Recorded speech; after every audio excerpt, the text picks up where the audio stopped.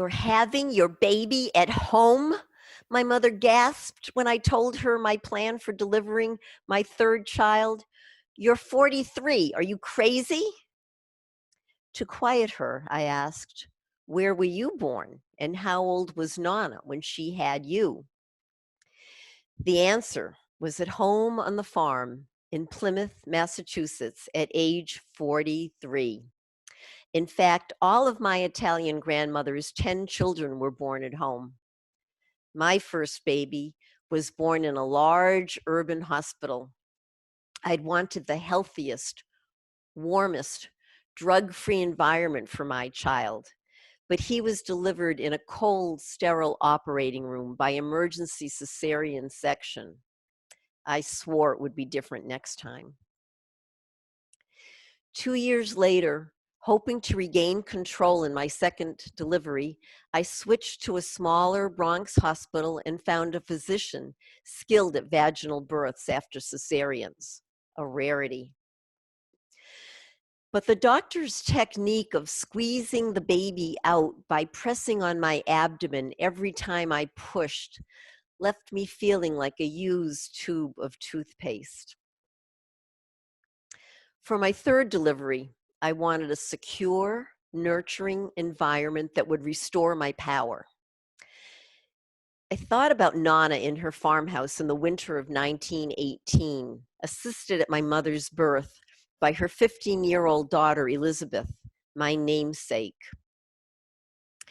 I visualized my strong grandmother right after delivery, giving orders from bed for my aunt to strip the sheets and soak them in the icy water of the nearby cranberry bog. It seemed simple back then to have your baby at home. It was way more complicated now. Mine was a geriatric pregnancy, the term for having a baby over age 35, which put me at risk for hypertension, diabetes, and miscarriage. My scarred uterus, a result of the cesarean, raised the possibility of uterine rupture. My older sister said, "Go to a hospital where they can take necessary precautions." Well-meaning friends felt compelled to warn me of the dangers of home birth. Still, I refused to view this pregnancy as pathological. I would take safeguards to protect myself and my child, and I would channel Nana. Born in a village in northern Italy, my grandma, who'd lived until age 94, had no formal education beyond grade school. She crossed the ocean with 3 small children in 1902, joining her husband in Massachusetts.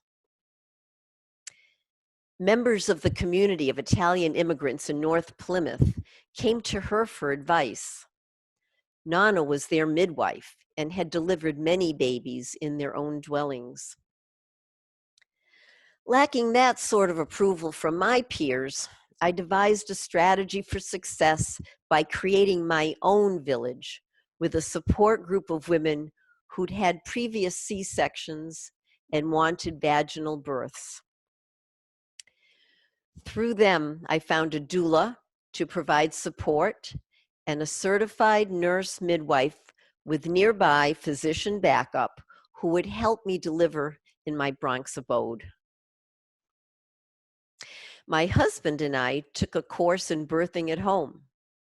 I emphatically told the naysayers, "My grandmother gave birth in her own house 10 times. I should be able to do it once."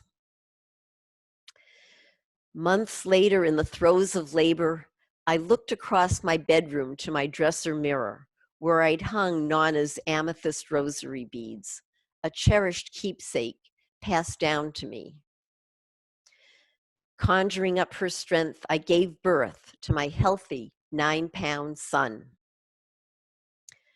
When my eldest child yelled out the window to the neighborhood kids that I'd had the baby, it was like the white smoke heralding the election of a new pope.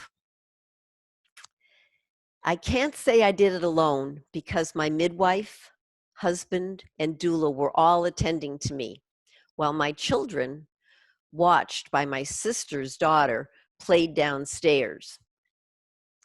I can say I pushed my third baby out under my own efforts without medicinal, physical, or surgical interventions.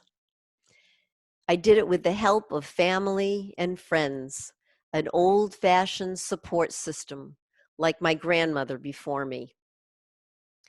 Sometimes to move forward, it's helpful to go back to our roots.